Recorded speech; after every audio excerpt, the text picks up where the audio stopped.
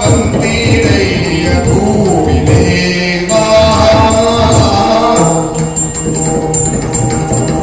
ಆವಲಿಂದ ಬಂದಿರಯ್ಯ ಭೂಮಿ ದೇವಾ ಆವಲಿಂದ ಬಂದಿರಯ್ಯ ಆವಲಿಂದ ಬಂದಿರಯ್ಯ ಭೂಮಿ ದೇವಾ ಶತಸಾವಿರವು ಕೋಪದಲ್ಲಿ ಭೂಮಿ ದೇವಾ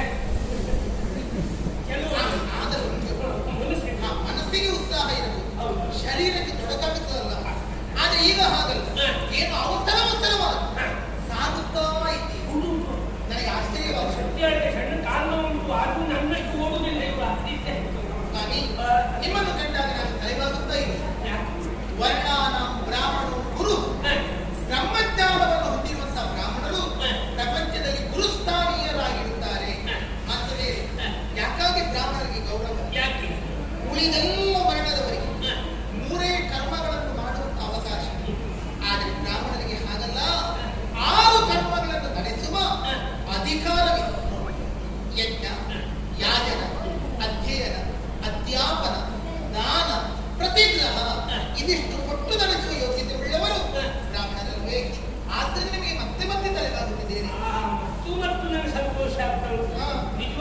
ಇಷ್ಟು ಬ್ರಾಹ್ಮಣ ಹೆಂಗಸರಿಗೂ ಗೊತ್ತುಂಟ ಇಲ್ಲ ಇವಳತ್ರ ಓದು ಅಂದೆ ಬೇಡ ನಾವು ಓದುವಾಗ ಎದುರು ಕುತ್ಕೊಂಡೆ ನಮ್ಗೆ ಕಾಣುವುದಿಲ್ಲ ಸರಿ ಸುಮ್ಮನೆ ನೀವು ನಿಮ್ಮಂತವರು ಕಾರ್ಯಕಾರಣಗಳಿಲ್ಲದೆ ಪ್ರಯಾಣವನ್ನು ಬೆಳೆಸುವುದಿಲ್ಲ ಹೌದಲ್ಲ ಸದಾಚಾರ ತತ್ಪರ ಬ್ರಾಹ್ಮಣ ಹೌದಲ್ಲ ಸದಾಚಾರ ರಣತತ್ಪರ ಕ್ಷತ್ರಿಯ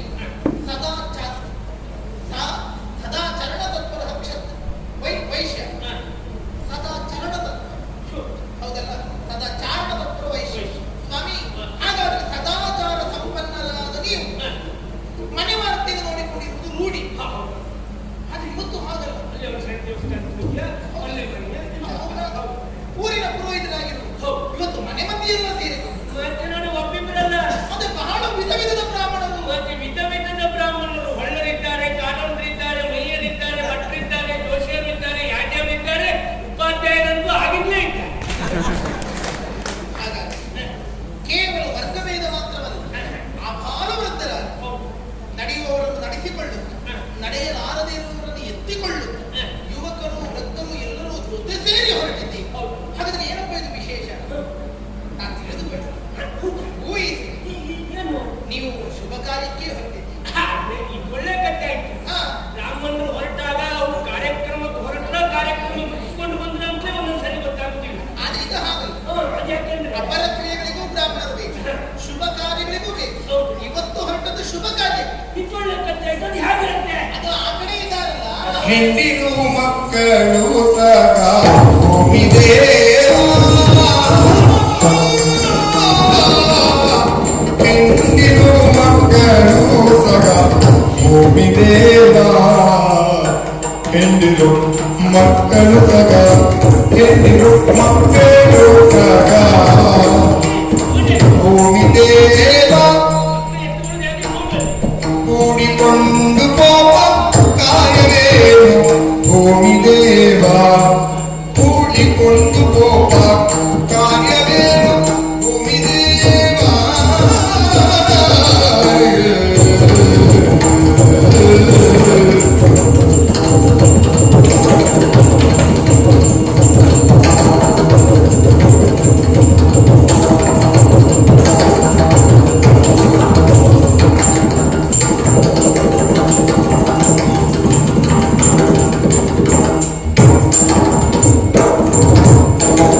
ಕಂಡರೆ ಕೌತುಕವೆಂದು ಭೂಮಿದೇವ ಕಂಡರೆ ಕೌತುಕ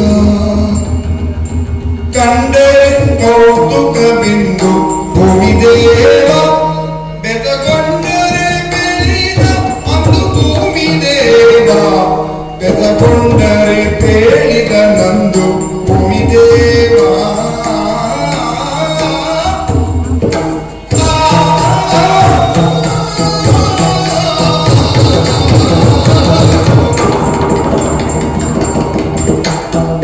ಆವಲಿಂದ ಬಂದಿರಯ್ಯ ಆವಲಿಂದ ಬಂದಿರಯ್ಯ ಭೂಮಿದೇವ ಭೂಮಿದೇವ ನಾವು ಹೊರಟದ್ದು ಶುಭ ಕಾರ್ಯಕ್ಕೆ ಅಂತ ಹೇಗಿರುತ್ತೆ ಶುಭಾಶುಭ ಕರ್ಮಗಳನ್ನು ಬ್ರಾಹ್ಮಣರು ನಡೆಸುತ್ತಾರೆ ಆದರೆ ಅಪರ ಕ್ರಿಯೆಗಳಿಗೆ ಬ್ರಾಹ್ಮಣರು ಬೇಕು ಆಗ ಬ್ರಾಹ್ಮಣ ಸೀಮಂತಿನಿ ಬ್ರಾಹ್ಮಣ ಮುತ್ತೈದೆ ಅಪರ ಕ್ರಿಯೆಗಳಿಗೆ ಹೋಗುವ ಪರಿಪಾಠವಿಲ್ಲ ನಿಮ್ಮ ಬೆನ್ನ ಹಿಂದೆ ಲಕ್ಷಣ ಲಕ್ಷಿತೆಯಾದ ಮುತ್ತೈದೆಯನ್ನು ಕಾಣುತ್ತಿದೆ ಓ ಯಾರು ನಿಮ್ಮ ಮಗಳ ಯಾಕೋ ಅವಳು ಎಷ್ಟು ದಿನ ಹೇಳಿಲ್ಲ ನಿನಗೆ ಮನೆಯಿಂದ ಹೊರಗೆ ಬರುವಾಗ ಆ ನಿನ್ನ ತಲೆ ತೆಗೆದು ಒಲೆ ಬೂದಿಲಾರು ಹಾಕು ಸ್ವಲ್ಪ ತಲೆ ಬೆಳಗಾಗ ಕಾಣ್ತದೆ ಹೇಳಿಲ್ಲ ನಾನೇ ಯಾಕೆ ಮಾತನಾಡ್ಬೇಕು ನಿಮ್ದಲ್ಲೆಲ್ಲ ಗಂಟೆ ಬುದ್ಧಿ ಬರುತ್ತಾ ಆಗ್ತದೆ ಅದೇ ಬಂದ್ರೆ ಹಾ ನನ್ನ ಮಾವನ ಈಗ ಸಣ್ಣ ಕಲಹ ನೋಡುವುದಾಗ್ತಾ ಇದೆ ಗಂಡ ಹೆಂಡತಿ ಇರಬಹುದು ಹೆಂಡತಿ ಇವಳು ನನ್ನ ಹೆಂಡತಿ ಅವ್ರ ಮಕ್ಕಳು ಇವಳು ಮಕ್ಕಳಲ್ಲ ಯಾವ ತಾಯಿ ಹೆತ್ತ ಮಗು ಅದು ಬೇರೆ ತಾಯಿ ನನ್ನ ಹೆಂಡತಿ ಇವಳೆಯ ಅವ್ರು ನನ್ನ ಮಕ್ಕಳೆಯ ಅವ್ರ ತಾಯಿ ಬೇರೆ ಇವಳ ಅಪ್ಪನು ಬೇರೆ ಅಲ್ಲಿ ಇದು ಒಟ್ಟು ಗೊಂದಲ ಮಾಡ್ತೀರಲ್ಲ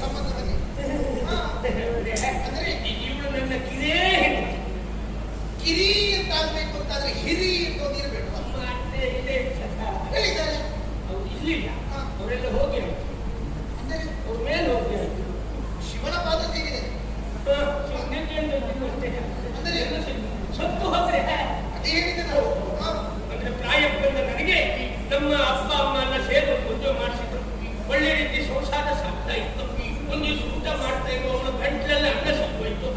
ನನಗೆ ಎಂತ ಮಾಡ್ಬೇಕು ಅಂತ ಗೊತ್ತಾಗ್ಲಿಲ್ಲ. ಒಂದು ನೆಕ್ತಿಗೆ ಒಂದು ಕುತ್ತದೆ ನಾನು ತಟ್ಟನೆ ತಟ್ಟಿತ್ತು.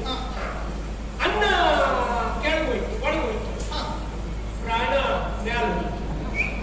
ಅದು ನಿಮ್ಮ ಕೈಯಾರೆ ಬಂದಿರಲ್ಲ. ನಾ ಅನ್ನ ಕೆಳಗೋಗ್ಲಿ ಅಂತ ಗೊತ್ತಿದ್ದವು, ಪ್ರಾಣ ಮೇಲೆ ಅದು ಒಬ್ಬರ ಕತೆ ಹಾಗಾಯ್ತು. ಹೌದು. ಆಮೇಲೆ ಬೇಸರ ಆಯ್ತು, ಇನ್ನು ಯಾಕೆ ಮದುವೆ ಹಾಗೆ ಹೀಗೆ ಸುಮ್ಮನಿದ್ದೆ. ಉಳಿದವ್ರು ಯಾರು ಬಿಡ್ಲಿಲ್ಲ, ಬಟ್ರೆ ನೀವು ಹೀಗಿರುವುದೆಲ್ಲ ಮದುವೆ ಆಗ್ಬೇಕು ಅಂತ ಹೇಳಿದ್ರು. ಅವರೆಲ್ಲ ಹೇಳಿದ್ರು ಅಂತ ಮತ್ತೊಂದು ಮದುವೆ ಆದೆ. ಒಳ್ಳೆ ರೀತಿ ಮದುವೆ, ಸಂಸಾರ ಒಳ್ಳೆ ರೀತಿ ಸಾಗ್ತಾ ಇತ್ತು. ನನಗೆ ಪುಸ್ತಕದಿಂದಲೂ ಕಾರ್ಯಕ್ರಮ, ಒಂದು ಕಡೆ ದೇವಸ್ಥಾನ ಜೊತೆ ಹೋಗ್ಬೇಕು. ಅವಳು ಒಂದಿನ ತವರು ಮನೆಗೆ ಹೋಗ್ಬೇಕು ಅಂತ. ನಾನು ಬರ್ಲಿಕ್ಕೆ ಆಗುದಿಲ್ಲ, ನೀವು ಹೋಗ್ಬೇಕು ಅಂತ ಹೇಳಿದೆ. 4 ದಿನ ಬಿಟ್ಟು ಬರ್ತೇನೆ ಅಂತ ತವರು ಮನೆಗೆ ಹೋಗಿ ಹೆಂಡತಿ 8 ದಿನ ಆದ್ರೂ ಸುದ್ದಿಲ್ಲ. 15 ದಿನ ಅದು ಹೆಂಡತಿ ಸುದ್ದಿಲ್ಲ. ನನ್ ತಲೆ ಬಿಸಿ ಆಯ್ತು. ನನಗೆ ಹೋಗ್ಲಿಕ್ಕೆ ಪುರ್ಸುತ್ತಿಲ್ಲ.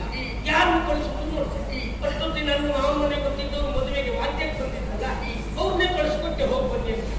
ಅವ್ರು ಹೋದ್ರು. 4 ದಿನ ಆಯ್ತು, ಹೆಂಡತಿಯೂ ಇಲ್ಲ, ಕರ್ಕೊಂಡು ಬರ್ಲಿಕ್ಕೆ ಹೋದ್ ಇವ್ರು ಇಲ್ಲ. 15 ದಿನ ಆಯ್ತು, ಹೆಂಡತಿಯೂ ಇಲ್ಲ, ಕರ್ಕೊಂಡು ಹೋಗ್ಲಿಕ್ಕೆ ಹೋದಿದ್ದು ಇವ್ರು ಇಲ್ಲ. ಅಯ್ಯೋ ಇಲ್ಲ ಎಂತ ಇಲ್ಲ. ಹಾಗೆ ಸುದ್ದಿ ಬಂತು, ಎಲ್ಲೋ ಬರುವಾಗ ಹೊಳೆ ಸಂಬಂಧ ಇಬ್ರು ಹೋದ್ರಂತೆ ಅಂತ. ಇಬ್ಬರು ಪ್ರಾಣ ಇರ್ಲಿ, ಒಟ್ಟಾರೆ ಹೀಗಾಯ್ತಲ್ಲ ಅಂತ ತಲೆ ಬಿಸಿಲಿದ್ದ ಕೆಲವರು ಹೇಳಿದ್ರು. ನೋಡಿ, ನೀವು ನಿಮ್ ಜಾತಕ ಸರಿ ನೋಡ್ಕೊಳ್ಳಿಲ್ಲ, ಬೇರೆಯವ್ರಿಗೆ ತೋರಿಸಿ ನೀವು ಅಂತ ಹೇಳಿದ್ರು. ಆಗ ನನ್ನ ಜಾತಕವನ್ನು ನೋಡಿದವ್ರು ಹೇಳಿದ್ರು, ನನ್ನ ಜಾತಕದಲ್ಲಿ ಹೆಂಡತಿ ಸಾಯೋಗ ಉಂಟಂತೆ. ವಿಧುರ ಯೋಗ. ಇದಕ್ಕೆ ಏನ್ ಮಾಡ್ಬೇಕು ಕೇಳ್ಬೇಕು. ಇದಕ್ಕೆ ಗಂಡ ಸಾಯೋಗಿನ ಜಾತಕ ಹುಡುಕಿ ಅಂತ. ವಿಧವಾ ಯೋಗ. ಅಷ್ಟೊತ್ತಿಗೆ ಇವಳ ಪ್ರಿಯ ಜಾತಕ ಇಟ್ಕೊಳ್ತಿರ್ತಾ ಇದ್ದ. ಇವಳ ಜಾತಕದಲ್ಲಿ ಗಂಡ ಸಾಯೋ ಯೋಗ ಉಂಟು, ನನ್ನ ಜಾತಕದಲ್ಲಿ ಹೆಂಡತಿ ಸಾಯೋ ಯೋಗ ಉಂಟು. ಹಾಗಾಗಿ ನಾವಿಬ್ಬರು ಒಂದಾಗಾಯ್ತು. ನೋಡಿ, ಶಾಸ್ತ್ರಗಳಲ್ಲೇ ಬೇಕಾದ ಹಾಗೆ ನಾವು ಹುಡುಕಬೇಕಷ್ಟೇ. ಹಾಗಾಗಿ ಹೆಂಡತಿ ಹೇಗುಂಟು ಸಂಸಾರ? ಹುಷಾರ ತೊಂದರೆ ಇಲ್ಲ, ನಾವಿಬ್ರು ಒಳ್ಳೆ ರೀತಿ ಇದ್ದೇವೆ. ಈಗ ಜಾತಕ ಹೊಡ್ಕೊಳ್ತಾ ಉಂಟು. ಯಾವ ಜಾತಕದ ಫಲ ಇಷ್ಟು ಬೇಗ ಬಂದಿರ್ತದೆ. ಹಾಗಾದ್ರೆ ಹೆಂಡತಿ ಇವ್ರು ಹಾಗೆ ಇಲ್ಲ, ಬೆಳಗ್ಗೆ ಎದ್ದವಳು ಕಾಲಿಗೆ ಕೊಡೋದು, ಕಾಲು ಮುಂದೆ ನಮಸ್ಕಾರ ಮಾಡೋದು. ಎಂತ ಪ್ರಮಾಣ ಜಾತಕದಲ್ಲಿ ಉಂಟಲ್ಲ ಗಂಡ ಯೋಗ, ಜೀವನ ಟೈಮ್ ನೋಡ್ಲಿಕ್ಕೆ ಕಾಲು ಬಿಟ್ಟು ಹಾಗೆ ತಲೆ ಮುಟ್ಟೆ ಆಶೀರ್ವಾದ ಮಾಡುದು. ಹಾಗಾಗಿ ಹೆಂಡತಿಯನ್ನು ನಡೆಯುವಂತಹ ಮಕ್ಕಳನ್ನೆಲ್ಲರೂ ನಡೆಸಿಕೊಳ್ಳುತ್ತಾ ಹೊರಟಲ್ಲಿ ಹೌದು, ಕೌತುಕ ಇಡುವಂತೆ. ಯಾಕೆ ಈ ಭೂಲೋಕದಲ್ಲಿ ಎಷ್ಟು ದಾರಿಗಳಿವೆ, ಆ ಎಲ್ಲಾ ದಾರಿಗಳಿವೆ ಜನ ಪ್ರವಾಹ ಹರಿದು ಬಂದರೆ ಬಂದು ಸೇರುವ ಜನರೆಷ್ಟಾದವರು ಮತ್ತೆ ಅಷ್ಟು ಜನರಿಗೆ ಹೊಟ್ಟೆ ತುಂಬ ಉಣಬಡಿಸಿ ಕೈ ತುಂಬ ದಕ್ಷಿಣೆ ಕೊಡಬೇಕು ಅಂತಾದ್ರೆ ಅವನೆಂತ ಶ್ರೀಮಂತವಾಗಿರಬೇಕು, ಭೂಲೋಕದ ಸಾಕ್ಷಾತ್ ಕುಬೇರನಿರಬೇಕು. ಹಾಗಾದರೆ ಏನು ಶುಭ ಕಾರ್ಯ ನಡೆಯುತ್ತದೆ, ಎಲ್ಲಿ ಆಗುತ್ತದೆ, ಮಾಡುವ ಮಹಾನುಭಾವನೆ ನೀವು ತಿಳಿಸಿದರೆ ಕೇಳುವ ಆತುರವಿದೆ ನನಗೆ. ದಕ್ಷಿಣಾಯಾಗಕ್ಕೆ ನಾವು ಹೋಗುವಮ್ಮ, ದಕ್ಷಿಣಾಯಾಗಕ್ಕೆ ನಾವು ಹೋಗುವಮ್ಮ, ನಾವು ಹೋಗುವಮ್ಮ. ಬಹುದಕ್ಷಿಣೆಗಳ ಈವರಂತೆ ಕೇಳಿರಮ್ಮ, ಬಹುದಕ್ಷಿಣೆಗಳ ಈವರಂತೆ ಕೇಳಿರಮ್ಮ.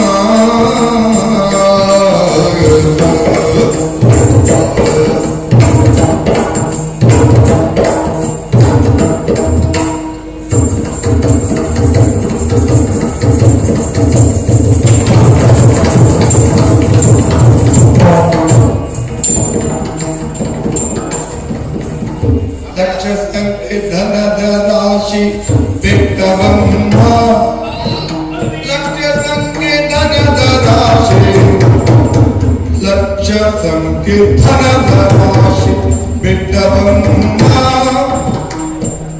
ನಮ್ಮ ಅಪೇಕ್ಷೆಗಳ ಈವರಂತೆ ಹೋಗುವಮ್ಮ, ನಮ್ಮ ಅಪೇಕ್ಷೆಗಳ ಇವರಂತೆ ಹೋಗುವಮ್ಮ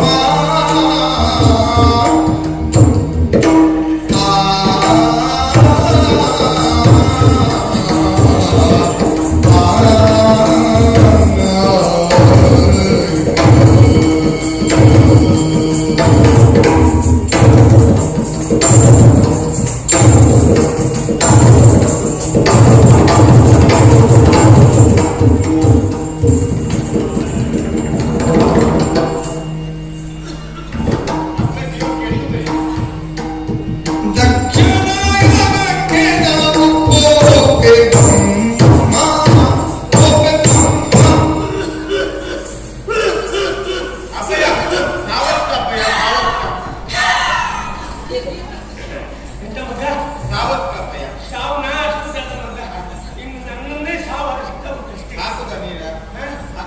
ನನ್ನ ನೀರು ಬಿಡುದು ಯಾರು ಮಗ ಈಗಾದ್ರೂ ಒಂದು ದಿವಸ ಮಿದನ್ನು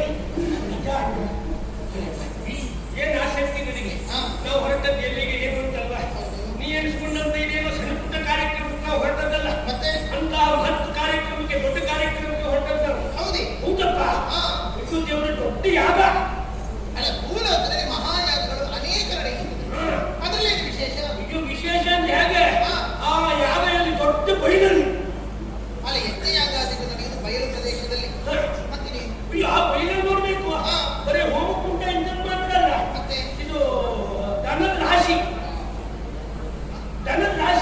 ಬೆಟ್ಟ ಯಾವುದು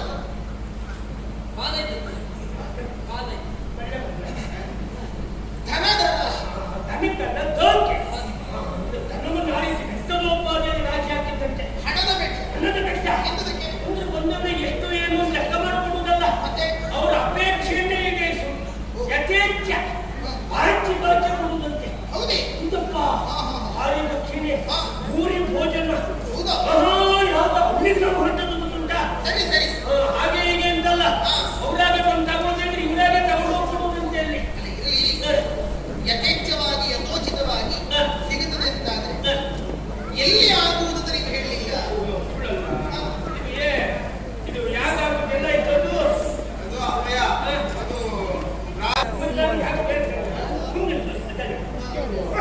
ದಕ್ಷ ಪ್ರಜಾಪತಿಗಳು ಮಾಡುವ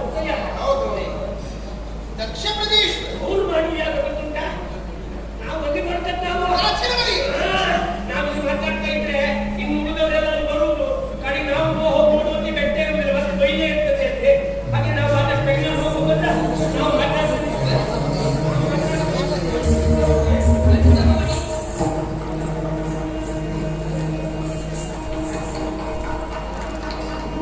ಅರಿಯಲವರ ಮಗಳಲ್ಲವೇ ನೀವು ಅಮ್ಮ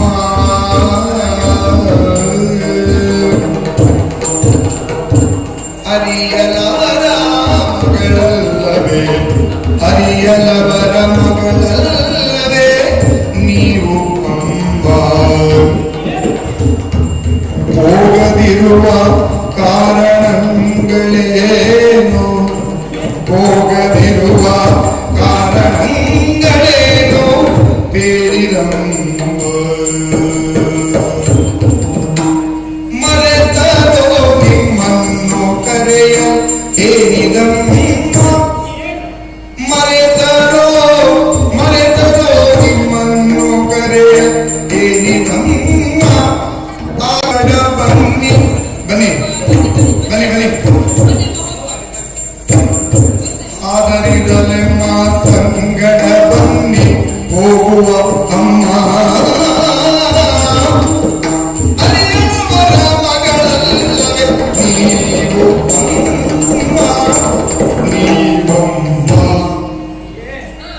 ಇವಳು ಒಬ್ಬಳೇ ಅಲ್ವೇನೆ ಇವಳೇ ನಿನ್ನ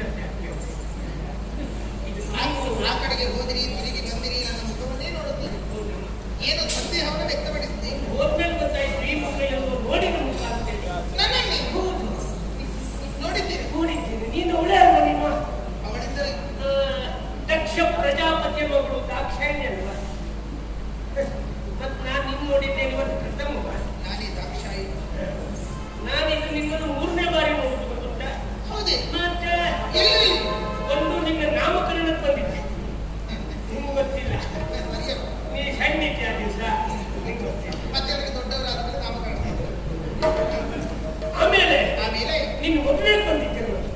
ಹೌದಾ? ಹೌದಪ್ಪ.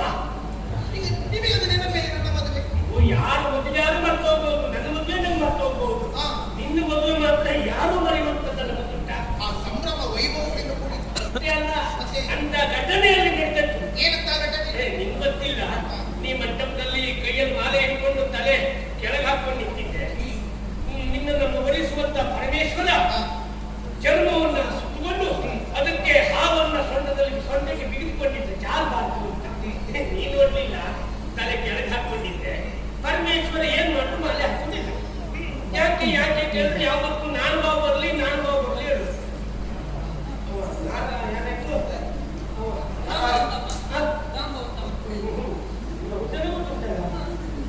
ನಾರಾಯಣ ದೇವ ಬಂದೊಟ್ಟು ಮಾಲೆ ಹಾಕೊಂಡಿದ್ದ ಹೇಳು. ನೀ ನೋಡ್ಲಿಲ್ಲ, ತಲೆ ಕೆಳಗೆ ಹಾಕೊಂಡಿದ್ದೆ.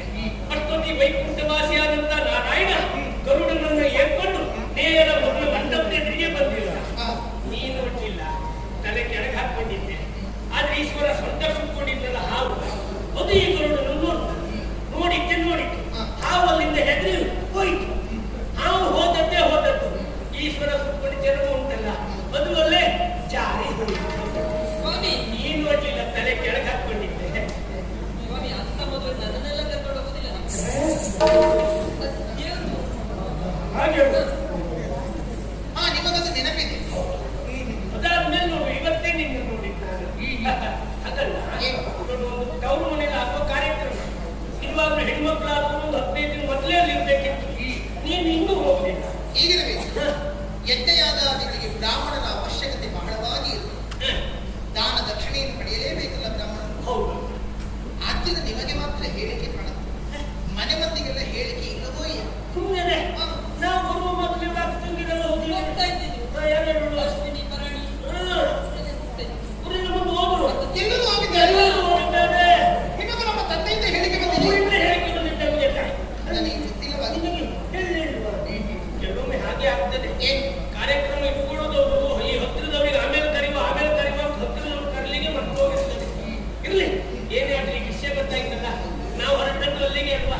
ಬಾ, ನಾವೆಲ್ಲ ಜೊತೆ ಹೋಗುವ. ಅನ್ಯತಾ ಭಾವಿಸಕೂಡದು. ಏನು? ನಿಮ್ಮ ಜೊತೆಗೆ ಬರಕೂಡದಂತೇನೂ ಅಲ್ಲ. ಹ, ಆದರೆ ಬರುವುದು ಎಷ್ಟು ಸರಿಯಾಗುತ್ತದೆ. ಏನು? ನಾನು ಮದುವೆಯಾದ ಹೆಂಗಸು. ಹ, ಯಾವಳೆ ಒಬ್ಬಳು ಮದುವೆಯಾದಂತ ಹೆಣ್ಣು ಗಂಡ ನಿರುತ್ತ ಹ, ತಾನೊಬ್ಬಳೇ ಎಲ್ಲಿಗೂ ಹೋಗಕೂಡದು. ಗಂಡನ ಜೊತೆಗೆ ಹೋಗುವುದು ಅದಕ್ಕೊಂದು ಗೌರವ ಮರ್ಯಾದೆ. ಹ, ಯಾಕಾಗಿ ಹ. ತವರು ಮನೆಗೇ ಇರಬೇಕು. ಮಗಳು ಬಂದಿದ್ದಾಳೆ ಎನ್ನುವ ಹಾಗೆ ಯಾವ ತಂದೆ ತಾಯಿಗೆ ಸಂತೋಷ ಪಡೆಯುವುದಿಲ್ಲ. ಹ. ಮಗಳ ಬೆನ್ನ ಹಿಂದೆ ನೋಡುತ್ತಾರೆ, ಅಳಿಯನೆಲ್ಲಿದ್ದಾನೆ ಎಂದು. ಅಳಿಯನ ಜೊತೆಯಲ್ಲಿ ಬಂದ ಮಗಳಿಗೆ ಮಾತ್ರ ತವರಿನಲ್ಲಿ ಗೌರವ ಇರುತ್ತದೆ. ಈಗ ನೀವು ಸತಿಪತಿಗಳ ಜೊತೆಯಾಗಿದ್ದೀರಿ, ನಾವು ಗಂಡ ಹೆಂಡತಿ ಜೊತೆಯಾಗಿ ಹೊರಡಬೇಕೋ ಬೇಡ?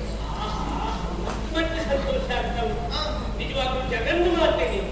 ಜಗನ್ಮಾತೆ ಆದಂತ ನೀನು ಈ ಲೋಕದ ಎಲ್ಲಾ ಮಾತೆಯನ್ನು ಯಾವತ್ತೂ ನೆನಪಿಟ್ಕೊಳ್ಳುವ. ಎಷ್ಟು ಒಳ್ಳೆ ಮಾತಾಡ್ದೆ. ಹಾಗಾದ್ರೆ ನಿಮಗೆ ಉಪಕಾರವಾಯಿತು. ನನ್ನ ತಂದೆಯು ಯಜ್ಞವೊಂದನ್ನು ಮಾಡುವೆ ಎಂದಾಡಿದೆ ಎಂದು. ಹಾಗಾದ್ರೆ ನಾನಲ್ಲಿ ಇವತ್ತು ನಿಮ್ಮನ್ನು ಕಾಣುತ್ತೇನೆ. ಉಪಕಾರವಾಯಿತು. ಉಪಕಾರ ಆಯ್ತು ಅಂತ ಕೆಲವೊಮ್ಮೆ ಬರೀ ಬಾಯಿಲೇ ಹೇಳ್ಬಿಡ್ತೀರಿ. ಹಾ, ನಂಗೆಂತ ಬೇಕು ಅಂತಲ್ಲ, ಮತ್ತೆ ನಂಗಲ್ಲಿ ಹೋದ್ರೆ ಸಿಗ್ತದೆ. ಏನು ಯೋಚನೆ ಮಾಡಬೇಡಿ. ಎಂತದ್ದು ಬೇಕು ಹೇಳಿ, ಹೇಳಿಕೊಡಿ. ಹೇಳಿದಾಗ ಏನೋ ಅದನ್ನ ಹೇಳಿದ್ರೆ ನೀವು ಹೇಳಿಕೊಡಿ ಬೇಕಾದ್ರೆ. ಹೇಳೋರು ಮತ್ತೆಂತಾದ್ರೂ ಹೇಳ್ಕೊಡ್ತೆ. ಹಾಗಲ್ಲ, ನಿನಗೆ ವಿಷಯ ಹೇಳಿ ನಾನೇ ಅಲ್ವಾ? ಹಾಗಾಗಿ ನಮ್ಗೆ ನೀನು ಅಲ್ಲಿ ಇರ್ತೀಯಲ್ಲ, ನಾವು ಮೇಲೆ ನನ್ನ ಮೇಲೆ ಒಂದು ಲಕ್ಷ್ಯ ಇರಲಿ. ಬೇಕಾದಷ್ಟು ಯಥೇಚ್ಛವಾಗಿ ನಾನು ದಾನ ದಕ್ಷಿಣೆಯನ್ನು ಕೊಡ್ತೇನೆ. ಆದರೂ ಏನು? ಲಕ್ಷೋಪಲಕ್ಷ ಮಂದಿ ಬಂದು ಸೇರಿದ ಸಭೆಯಲ್ಲಿ ಒಬ್ಬರ ಹಾಗೆ ಮತ್ತೊಬ್ಬರೇ ಇರ್ತಾರೆ. ನಿಮ್ಮ ಮುಖಬರಿಕೆ ನನಗೆ ಪರಿಚಯ ಆಗಬೇಕೋ ಬೇಡ? ನನ್ನ ಹೆಂಡತಿಗೆ ಅವನಿಗೆ ಪರಿಚಯಿಸುವುದಿಲ್ಲ. ಅಯ್ಯೋ, ಒಂದು ಕೆಲಸ ಮಾಡ್ತೇನೆ. ನೀ ಬಂದಾಗ ನಾನು